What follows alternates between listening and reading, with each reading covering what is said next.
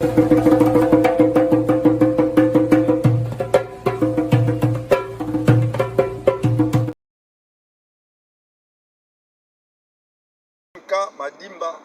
Congo central. Madimba, le 28 août 2022. À Monsieur le Président François Mboukoukassa, leader du parti Front de militants congolais FMK en sigle.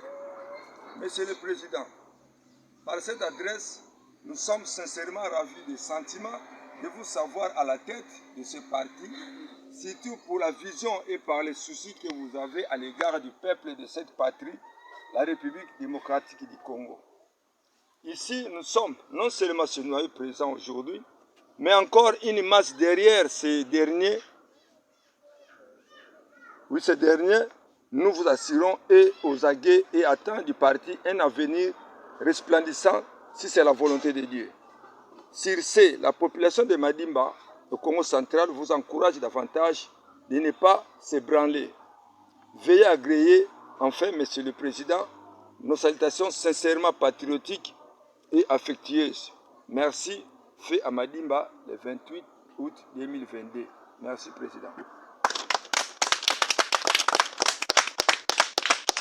FMK oye! Oye! FMK oye! Oye! Dans le Congo. Zambe alalaka. FMK oye! Oye! FMK oye! Oye! FMK oye! Oye! Oye! Zambe alalaka te. Alalaka te. Tozawa. Ils sont tous ensemble. On est ensemble.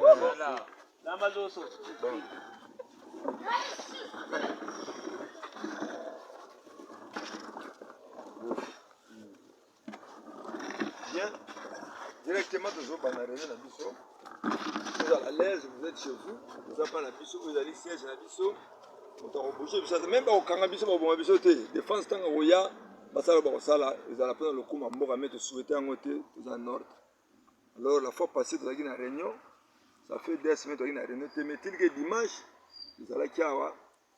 Et nous to là qui to boyer. Yango to limito sanga na soupe na lelo. Puis bah nous devons ça la porte évoluer davantage. Alors, il n'y a vraiment pas un programme conçu pour ça, mais il y a tout ça, la net évaluation, c'est l'équilibre. Tu as vu que tu as vu que makambo etali bateni tolati esalaki biso mwa pasi pona yebani esalaki biso mwa pasi mpo toza na bato ebele toza na bango bamosusu baye te bazwi bateni te.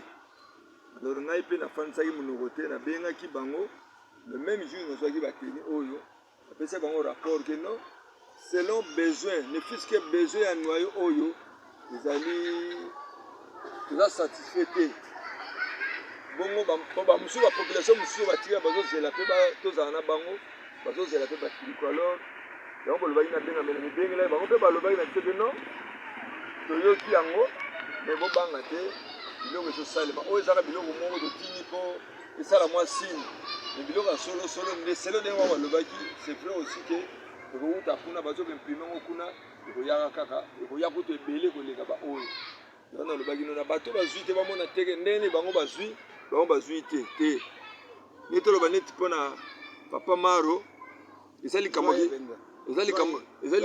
ya kindeko te me tomoni lokola bazalaka na kokisi moko azwa te mpo la même jour biloko eyaki ezalaki insuffisant namonaki eloko osala nasengaki concours ya bamembre oyo bazalaki tomekaki kobunda tomona bino tosala oyo baza awa ezala nteta marke oyo mosusu bazalaki te me tobalansaki moke toyebaki no oyo aza te me topesa kaka moko na bango neti baniki bango mibale na ayi te moko na bango azwaki yo mpe na Maro ezali banini te me tomonaki no tiliko yango oyo soit oyo soki okozala te pesa moto akoya mpo epesa mwa bien malheureusement ebaye te.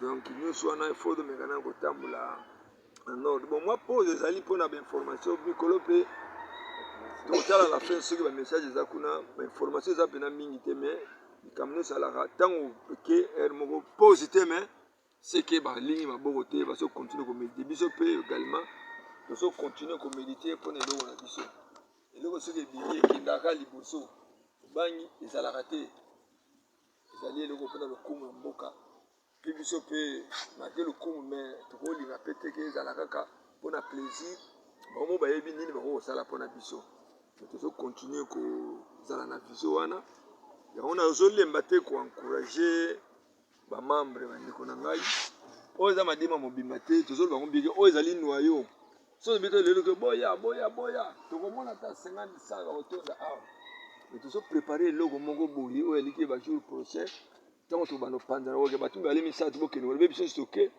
toexplike toloba soki bana eloko bapesi biso topesa bango bolanda biloko bozolia te me bofungola bozala miso bofungola miso bofungola matoi donc présence ya motu na motu ya baréunion marqué toza na vie moko tozomene vie moko ya catastrophe na RDC mais eloko nyonso débit toloba ngo biso nyonso ke ezalaka toujours passe eloko nyonso komipesa kaka soki omipesi na yango quelque soit eloko yango eza passe ndenge nini avec le temps ekosimba mpe ekoleka tozwa ngo kaka te anga na ke nanga boye ata na ke te nga pesa alobi ndenge wana visa alobi ndenge wana secrétaire alobi ndenge wana seda alobi ndenge wana liyala alobi ndenge wana kela alobi ndenge wana moto oya te mais ntango omoni ke lere ndenge ndeko na ngai jez alobi awuti kisasa asekisi biso alobi oyo nazoya mbangu ke alobi yo moto ozoya mbangu ma bechauffe moto azoya mbangu donc aza na vision wana ke non fo nakóma kuna avant lere mpona participer ezalaka nécessaire moto azalaki wana ndani moto azalaki te différence ezalaka makasi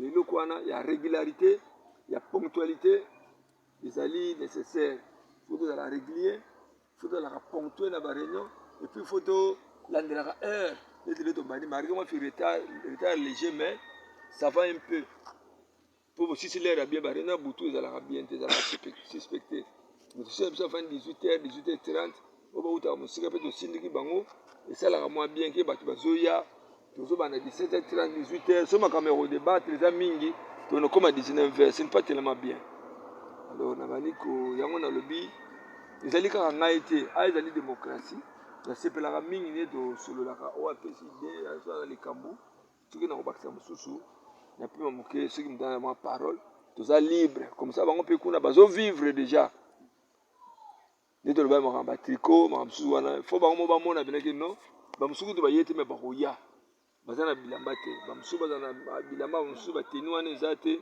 ezopesa mpena harmonie te tozali bato idefoi pene kopesa bien te epuis donc wana ezali oyo mutu na mutu akomona lobi ya malamu oyo bango bakoapprécie mpo barépondre biso mpe yango nakoki koloba dans un premier temps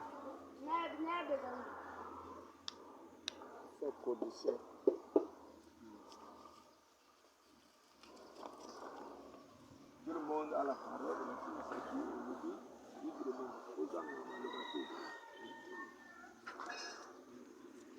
maloba ikena omboka na biso waza na maloba comme d'habitude tolérance waza na loba tomboli musapi alobi bonjour. Ok, merci président. Problème biso toza nango joueur abetaka bale na terrain ayebaka amonaka badefo te me mutu azalaka libanda ye nde mutu amonaka badefo oyo eza na kati ya terrain na entraîneur. Donc bino boza lokola baentraîneur na bato basupporter bozomona ke no chef président oyo afute oyo asali boye alors biso toza nsima na yo de façon ke tosoutenir yo oyo kutu ozomona ya moke. Malheureusement nous sommes des pauvres soki tozalaki na bamoyen à la minute olinga omona mpenza ke no mboka nyonso etondi awa donc bato kutu bazobunda bitumba mais eloko mingi tokoloba eza te aya na vision wana ye aza nango nous sommes prêts tokosoutenir ye.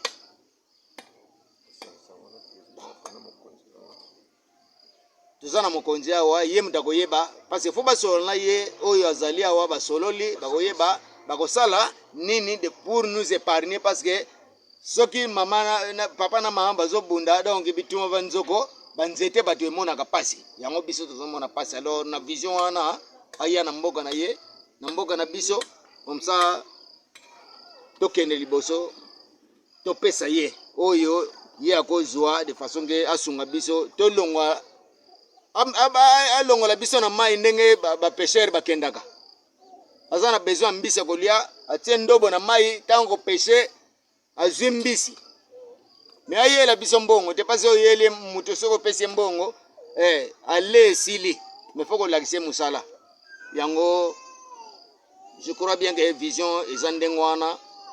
Alors merci beaucoup tous zelaye aya bosunga biso de façon biso pe to évoluer to panza sango par-ci par là. En tout cas nazana minga koloba te nasuki wana. J'espère papa oyoki message wana. Bon biso tozali bana na yo toza na pasi na kati ya Congo to swenga na lobi naza na pasi yanga moko donc muninga muso sepela za na esengo biso nyonso Congo mobimba peuple congolais bazo souffrir peuple congolais oto e biso eza réalité oyebi yango bien bazo souffrir souci na biso ezali lokola bozo tombolelo naza bref ndenge topandi ya biso nyonso parce que ezali eloko o ezali ke emizala déjà na mboka na biso tovandaka mais ces derniers temps tozo dépendre siko na parti politique ndenge tolati biso nyonso bilamba. Alors nous devons nous compléter na niveau wana de façon que biso pe to bossa na parce que batu wana bango bakolo parti politique balobi na eloko te bapesi biso na 100 francs te mais soki muta beli awa na hôpital foto ke kotala ye kotala to ke kotala ye bango bapesi biso eloko te mais bango bavanda ka awa te même bayoki te même basali eloko te mais relation oyo biso tozofanda awa c'est ce que nous devons exploiter yango wana basango wana tozopesa mpona tosungana bango mpe bamona bayeba réalité bamona réalité peut-être c'est ça. Alors bango basala ba trouver les voies moyens basunga biso parce que bon c'est insuffisant ya demande na biso est insuffisant bosunga biso de façon que